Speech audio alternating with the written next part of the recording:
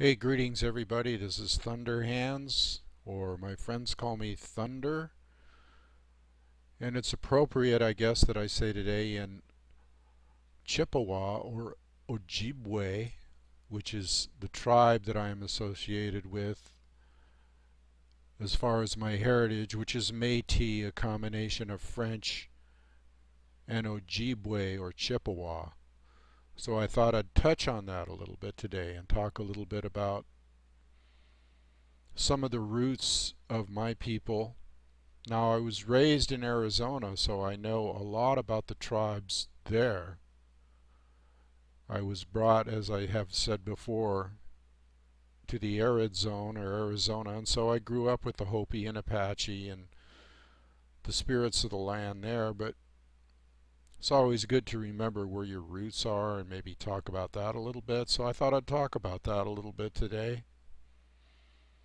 The Ojibwe people, the Anishinaabe would be the other name for these people.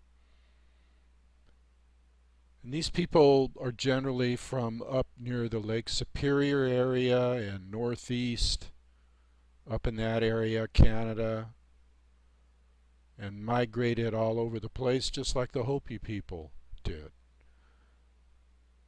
And some of their belief systems and societies are very close to or parallel to what I would say the Hopi people. A lot of similarities, which goes along with my concept of it all being one anyway. The ancient Pueblo people and the people from the east was all a big migration. Now the Ojibwe or Chippewa were considered one of the largest groups, I think the fourth largest group of Native American people. And I don't like using the word Native American because I don't like the word American, but it's Turtle Island, and that was the belief system, and I often mention Turtle Island.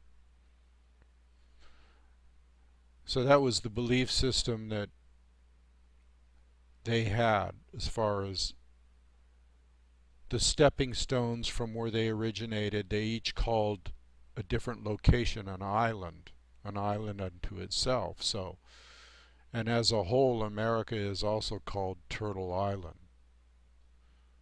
So my people migrated all over just like the Hopi people, and that's why I identify with the Hopi people so strongly, because they're a very spiritual people also. Another thing I'd like to touch on, and I'm kind of looking at some notes here because to be truthful with you, I've been more familiar with some of the teachings of the Hopi and the Apache and the people that I grew up around rather than my own tribe, and so sometimes I need a little refresher, here on where my roots are and to let people know about my roots. So some of these names are a little bit foreign to me, but I try to have the right pronunciation in all tribal languages. Might not be 100% right on, so forgive me if you know a different pronunciation or you know better. I'm always willing to learn. But it's an ongoing process. I'm a work in progress. What I find rather interesting is the societies and the teachers, or the Mijis, the Mijis, the radiant iridescent beings that supposedly appeared to the peoples, the early Anishinaabe or the Ojibwe, and they were really strong spiritually. In fact, one was so strong that people were dropping over dead from this, the spiritual energy radiated from this being, so he had to go back into the ocean. That was one of the Mijis. And the other were here to instruct mankind. It's very interesting. Iridescent beings. Kind of fits in with the star people concept that the Hopis had. Now these beings were here to teach, like I say, and so they had a society and they had a word for the earliest known shaman or medicine man. This was Midwiwin, the Midwiwin Society, which actually stood for the word medicine man, or was a meaning for that word, medicine man or shaman, the early ones. So when you put two and two together, these iridescent beings, star brothers or whatever they were teachers that came here to teach those who were in the society of medicine men and healers. And there were different divisions within the society about the ways of the life of the dawn, or the land of the dawn is what they called it, the light. Also, there's an interesting correlation between my name, Thunder, Anamiki, and OJIBWAY, and the symbol of the Anishinaabe people, which is the Thunderbird. Very powerful symbol. It's also found in Lakota and other religions, or tribal religions. I don't even want to call them religions, I'll call them belief systems.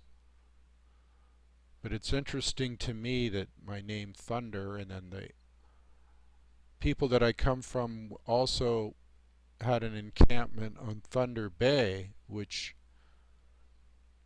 is up in the northeast section by Lake Superior and all that stuff. And that's where the French-Indian contact came into being. The French traders and the Indian maidens, and then thus you have the Métis people, which is the group of people that I am closely associated with. So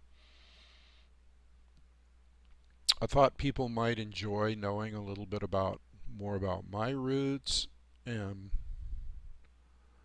you know, my name Thunder, which in Lakota it's called Wakia.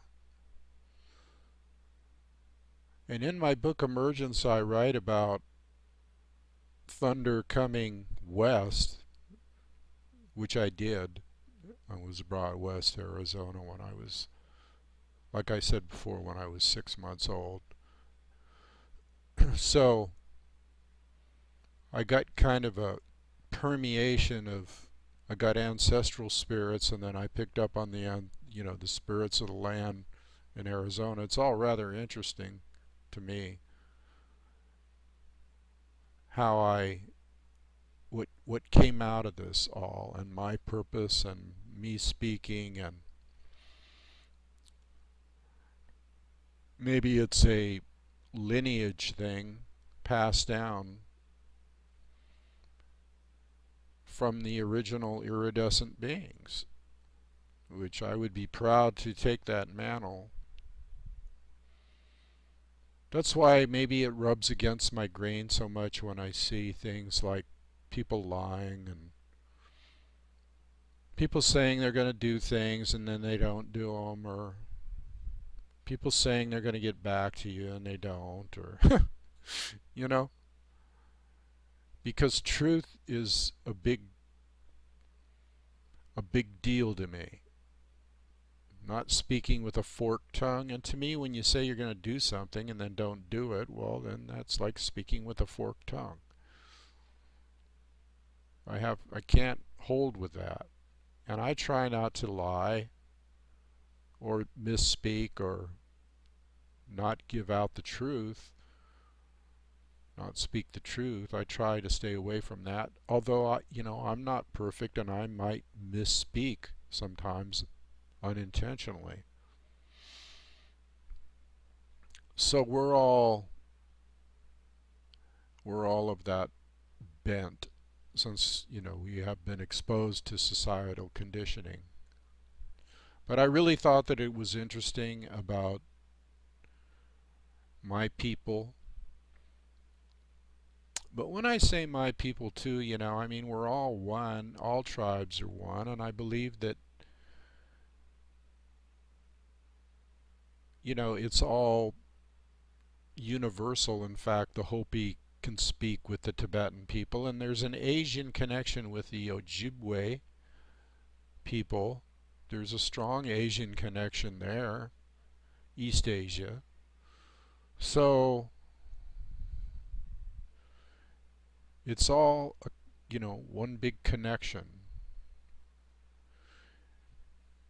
And the indigenous people of this land and all lands are tribal. And I talked about being tribal in my previous video, which you might want to check out. I notice these videos are getting less viewers sometimes because I think Facebook is somebody's moving in here and putting out what they feel is in line with their agenda. I don't know. Who knows anymore with all the hacking and hacktivist and all this stuff that's going on, the stuff that's going on in the world today is unbelievable, actually. And this society that I talked about, this medicine man society, from my people, were into prophecy too. And they were into all the things that the Hopi people were into. So it seems like the thought is all cohesive between tribes, the original thought. It's just fascinating to me. Now I want to talk a little bit too today about, since I talked about my background, I want to talk about what I do. Many know what I do. I'm not like one of these alternative media guys that gets out there on the YouTube every day. I just make a video when I feel like it. Okay, I'm not out here to like sell you products or have some kind of agenda. Now, having said that, okay, the caveat is that I do speak about my book, and of course that costs money, and sometimes I ask for donations. But that's not my agenda, okay? That's, just something that you might be interested in or interested in doing. My agenda is to get out here and speak with a different voice, or a voice in the wilderness, or with a voice of clarity and coherence